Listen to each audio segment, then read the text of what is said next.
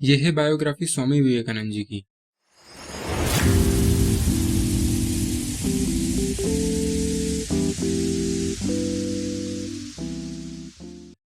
ये एक ऐसे इंसान थे जिन्होंने पूरी दुनिया में हिंदू धर्म और भारतीय संस्कृति का परचम लहराया। ये ऐसे मॉन्क थे, ऐसे साधु थे जिन्होंने पूरे वेस्टर्न वर्ल्ड को वेदांता और योगा का पाठ पढ़ाया।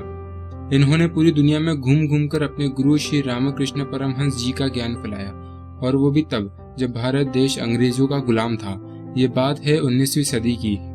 स्वामी विवेकानंद जी का जन्म 12 जनवरी 1863 को कलकत्ता में हुआ था। इनके पिता का नाम विश्वनाथ दत्त था, जो कि कलकत्ता हाई कोर्ट में अटर्नी थे, और इनकी मां भुवनेश्वरी देवी भगवान शंकर की आराधना किया करती थी।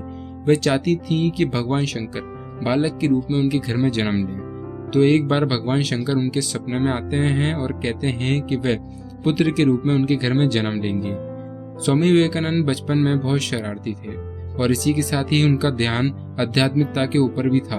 स्वामी विवेकानंद जी के माता पिता बहुत ही धार्मिक स्वभाव के थे, और इसी चीज ने उनकी सोच और चरित्र को आकार दिया था।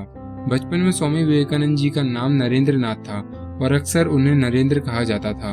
1871 में जब वे 8 साल के थे, तब उनका दाखिला ईश्वर चंद्र विद्यासागर मेट्रोपॉलिटन इंस्टीट्यूट में कराया गया। यहाँ ये तब तक पढ़े जब तक इनका परिवार 1877 में रायपुरा नहीं चला गया। कलकत्ता वापस आने के बाद 1879 में उन्होंने प्रेसिडेंसी कॉलेज में एडमिशन लिया। तब विवेकानंद जी ही ऐसे स्टूडेंट थे जिन्होंने उस कॉलेज के एंट्रेंस एग्जाम में फर्स्ट क्लास मार्क्स पाए थे।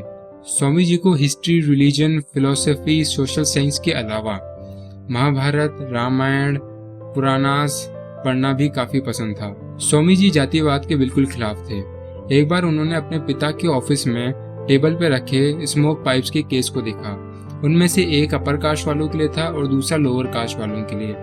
उन्होंने दोनों में से थोड़ा थोड़ा पीकर देखा तो पाया कि दोनों में कोई अंतर नहीं था। हालांकि इस काम के लिए उन्हें अपने पिता से डांट पड़ी। स्वामी विवेकानंद जी के मन में हमेशा एक सवाल रहता कि क्या कभी किसी ने भगवान को देखा है?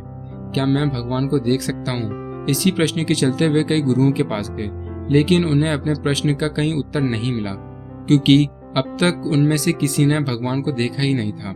इसी के कारण उन्होंने ब्रह्म समाज भी ज्वाइन किया था, और आखिर में उनकी खोज खत्म होती है तब जब उन्हें अपने गुरु श्री रामकृष्ण परमहंस जी मिलते हैं। स्वामी विवेकानंद जी की उनके गुरु से पहली मुलाकात तब होती है जब कॉलेज में उनके प्रोफेसर उन्हें इंग्लिश की एक पोएम पढ़ा रहे होते हैं। उस पोएम में वर्ड आता है ट्रांस। इस वर्ड को समझने के लिए उनके टीचर उन्हें रामकृष्ण परमहंस जी के पास जाने को कहते हैं। वैसे ट्रांस का मतलब होता है समाधि। स्वामी विवेकानंद जी भी उन स्टूडेंट्स में से होते हैं जो दक्षिणेश्वर उनसे मिलने जाते हैं। स्वामी जी के लिए उनका शिष्य बन पाना इतना भी आसान नहीं था, उन्हें एक परीक्षा देनी पड़ी थी। असल में एक बार स्वामी विवेकानंद जी रामकृष्ण जी से कहते हैं कि वे माता से उनके लिए, उनके परिवार के लिए कुछ मांगे। रामकृष्ण परमहंस जी माता काली के भक्त होते हैं। ये सुनने पर वह कहते हैं कि तुम खुद जाकर माता से क्यों नहीं मांग लेते? तो स्वामी विवेकानंद जी मंदिर जाते हैं और वापस आ जाते हैं। रामकृष्ण जी के पूछने पर वह कहते हैं कि मैंने अपने लिए कुछ नहीं मांगा। यह सुन रामकृष्ण जी को विश्वास हो जाता है कि जिस शिष्य की उन्हें तलाश थी वह पूरी हुई, और तब शुरू होता है नरेंद्र नाथ से स्वामी विवेकानंद बनने का सफर। अपने गुरु के साथ उन्होंने काफी समय बिताया और उनसे काफी चीजें भी सीखी, पर गुरु शिष्य का साथ ज्यादा समय तक के लिए नहीं था। असल में रामकृष्ण परमहंस जी को थ्रोट कैंसर हो जाता है, जिसके चलते 16 अगस्त 1886 की सुबह उनका निधन हो जाता है। उनके निधन के बाद उनके मठ के लोगों की जिम्मेदारी स्वामी विवेकानंद जी के ऊपर आ जाती है। इसके चलते वे एक मठ का निर्माण करते हैं, जिसका नाम वे अपने गुरु के नाम पे ही रखते हैं, रामकृष्ण मठ। इसकी शुरुआत होती है बारानगर से। वे लोग वहां सुबह 3 बजे उठा करते थे और उठने के बाद जाप और मेडिटेशन किया करते थे। अब आगे बात करते हैं स्वामी विवेकानंद जी की वेस्ट जर्नी की। जब वे शिकागो जाते हैं पार्लियामेंट्स ऑफ रिलीजियंस में हिंदुइज्म को रिप्रेजेंट करने के लिए। शिकागो जाने के लिए स्वामी जी को राजा रामनाथ जी ने कहा होता है, और उनके जाने का खर्चा भी उन्होंने ही उठाया होता है। स्वामी जी वहां 30 जुलाई 1993 को पहुंचते हैं, और पार्लियामेंट ऑफ रिलीजियंस होता है सितंबर में। स्वामी जी ने स्पीच देने के लिए कुछ तैयार नहीं किया था, इसलिए वे कहते हैं कि वे स्पीच देने के लिए लास्ट में आएंगे। वहां दुनिया भर के कई धर्मों के लोग आए हुए होते हैं।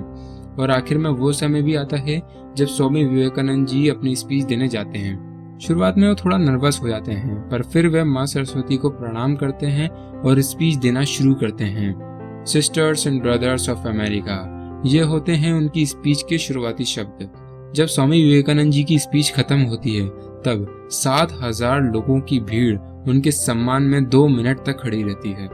कुछ ऐसा प्रभाव छोड़ा था, ऐसा असर छोड़ा था स्वामी जी ने उन लोगों पर। स्वामी जी की इस स्पीच की चर्चा अमेरिका के कई अखबारों में भी होती है।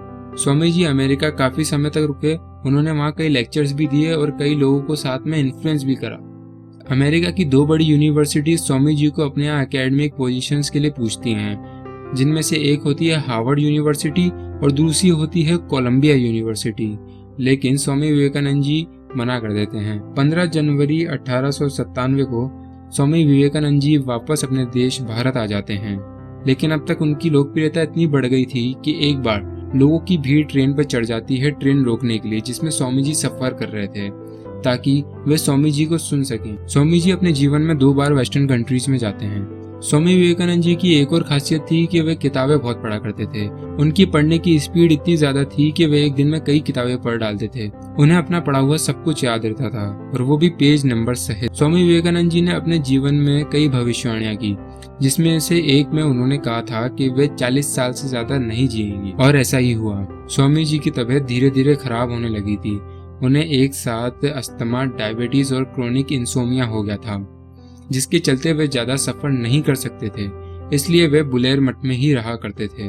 अपने जीवन के आखिरी दिन उन्होंने हमेशा की तरह ही बाकी सारे काम किए, लेकिन आज वे जल्दी उठ गए थे।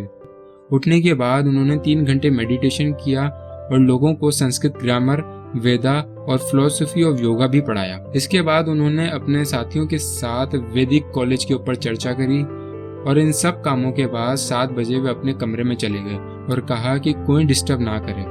वो दिन था 4 जुलाई 1902, और इस दिन रात 9:02 पर स्वामी विवेकानंद जी ने इस दुनिया को अलविदा कह दिया।